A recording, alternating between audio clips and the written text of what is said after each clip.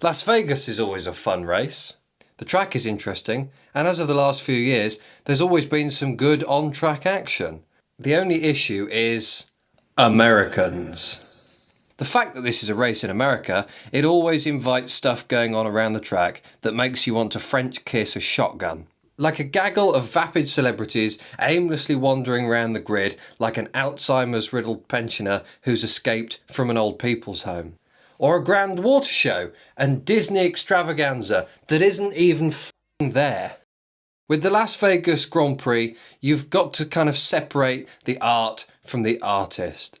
Like Woody Allen. Yes, he may have diddled his daughter and then married his adopted stepdaughter, but Annie Hall is still a bloody classic. J.K. Rowling, who wrote some pretty decent books, but decided she didn't fancy keeping the T in LGBT. Or I don't know, Hitler. Yes, he may be the world's most infamous mass murderer, but I mean, those paintings aren't bad. Better than anything I could do. It's good to separate the art from the artist, and the same applies to F1 races in Las Vegas. The first attempt at a Vegas Grand Prix was done in the car park of a casino, and I've seen more interesting things happen in a Tesco's car park. But for the past few years, the racing has been good, and you just have to ignore everything going on around it.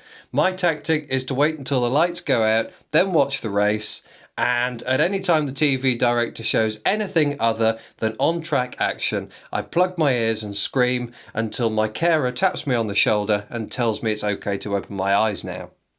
The grand Disney collaboration that has been teased for bloody ages now seemed to culminate in what was basically the Bellagio fountain show that goes off every 15 minutes anyway, with Mickey Mouse dancing like a prat on a little podium. To think that this was part of the spectacle is laughable. A water show that happens no matter whether F1 is in town or not. The fact that it was pre-recorded and just spliced in. And the fact that they loosely tied it to Disney by having a dehydrated minority dancing in a Mickey costume. These poor Mexicans will do anything to hide from ice. Oh no, but wait! Disney did a merchandise collaboration. Nothing says Americans own F1 more than a merch collaboration between two once great brands. Opportunistic bullshit made in China by underpaid, overworked child labour. Including a vaguely related F1 hoodie with Mickey Mouse in the corner with the tagline "Fuel the Magic" on it, the sort of slogan that Disney CEO Bob Iger could come up with while squeezing out his morning dump. Or this sweatshirt featuring an F1 car wheel, cunningly and brilliantly decorated with some Mickey ears. This looks like the intern spent an afternoon on Canva creating this high quality apparel. That is one big pile of shit. With this kind of joint name recognition, I can't wait to see the Disney adults getting into Formula One. I can't believe my Prince Charming is taking his princess to Disney World. Oh, the comparisons that they will make between Carlos Sainz and Prince Charming, or Charles Leclerc and the Little Mermaid's Prince Eric, or Mohammed Ben Sulayem and... never mind. Then we get to the build-up, and I strap in, waiting for Martin Brundle to elbow his way down the grid like normal, trying desperately to remember the names of some slebs, having an altercation or two with a bodyguard before finding someone who actually appreciates him and knows who he is, and clinging on to them for dear life. But Martin is only contracted to work 16 of the 24 races, and it's only logical he chose Las Vegas to hide behind the sofa and get drunk, knowing that he dodged a Jay-Z-shaped bullet.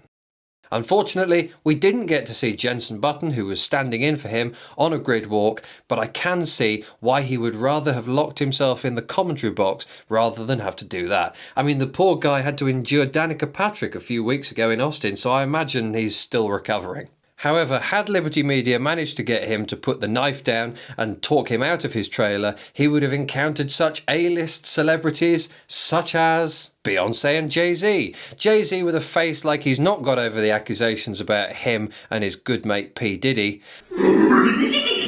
Beyonce dazzled in a leather jumpsuit, paired with some dark aviators, but nobody was trying to look in her eyes. Paris Hilton was there, Ben Affleck looked chipper as ever. George Russell lost in a reaction test to a dead-eyed YouTuber. I don't know who has deader eyes anymore, Mr. Beast or George Russell, a man who has just got bunged a load of money to offset the fact that his new contract is loaded with performance clauses. Luckily there was none of that woman from Wicked, so at least I didn't... hang on a minute. Oh really? The comments turned off Formula One? You left them on for Jay-Z and Beyonce? Were you worried?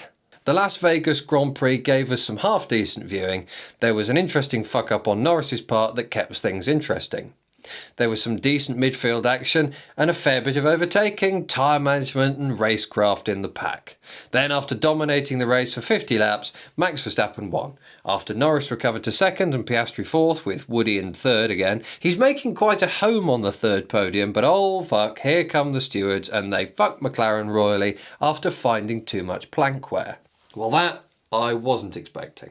Rumours swirled online amongst the Verstappen shaggers that McLaren were cheating and had some sort of clever thing that made the plank expand during races, but that was quickly dismissed because everyone realised that no one, not even an F1 team with their overinflated budgets, could make a block of titanium, one of the strongest substances in the world, inflate and deflate like a cheap sex doll.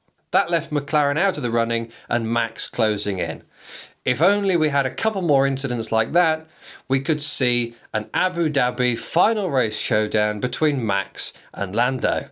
That would be fun. Max Verstappen against a beloved British driver fighting in the last race for the championship title. All we need to do now is book Michael Massey a first-class flight out for the big day.